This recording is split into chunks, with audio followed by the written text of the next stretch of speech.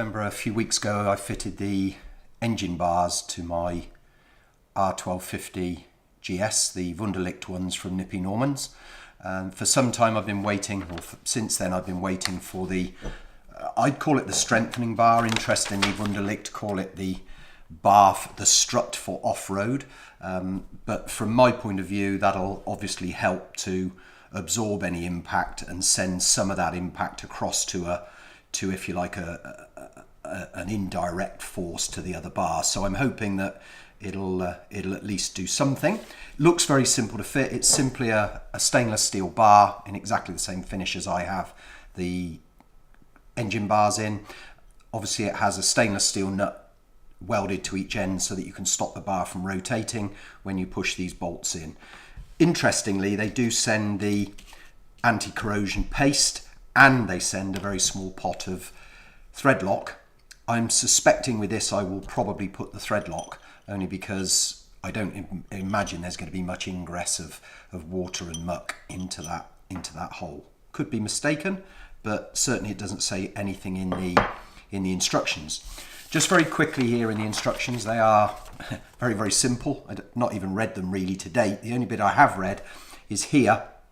This is the diagram of the engine bar, and the engine bar has two fixings, an upper fixing and a lower fixing, which are currently, as we know, empty, waiting for this bar. It does say that with the GS, you use the top fixing. With the Adventure, you use the bottom fixing. Sorry, not the Adventure, the HP.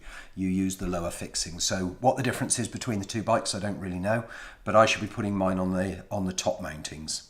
So we'll go out to the bike and get it fitted. For those of you that don't remember, these are the bars fitted to the 1250, the Wunderlich bars. So we have a mounting up here at the top. These are the two that mount the cross strut, and mine will go into the top bolt there. We have the bottom bolt, which was also vacant. I think it's used for the Adventure crash bars, which are factory fitted. And then we have a rear mounting over here at the back of the frame, so it's a 3-point mounting, and I'm just hoping that by putting this bar on we'll maybe get a little bit of extra protection. If we fall on this side, this will push onto the other bar and help to strengthen it. So let's get on with the fitting. Okay, so this should be just about the easiest fit you've ever seen.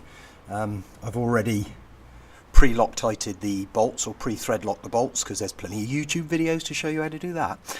So I'm just going to move to the other side of the bike now and try and fit it. As it's a standard GS, I need to fit it to the top fitting, and let's get it done. So simply slides into place.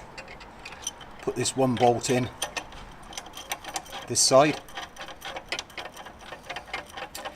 put these in finger tight. So we've got them both in. Back round to camera side.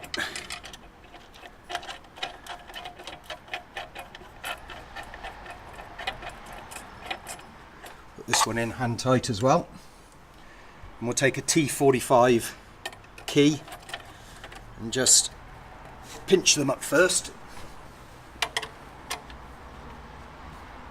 Like so.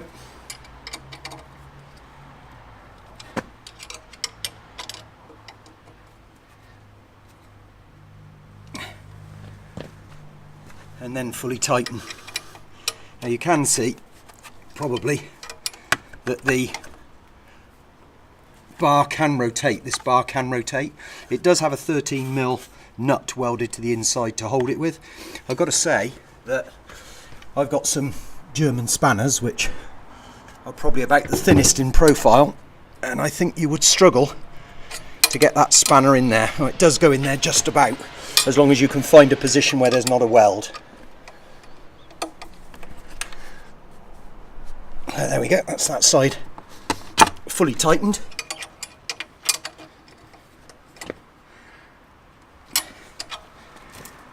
And the other side fully tightened too. So there is the strengthening bar fitted to the Wunderlich R1250GS engine bars.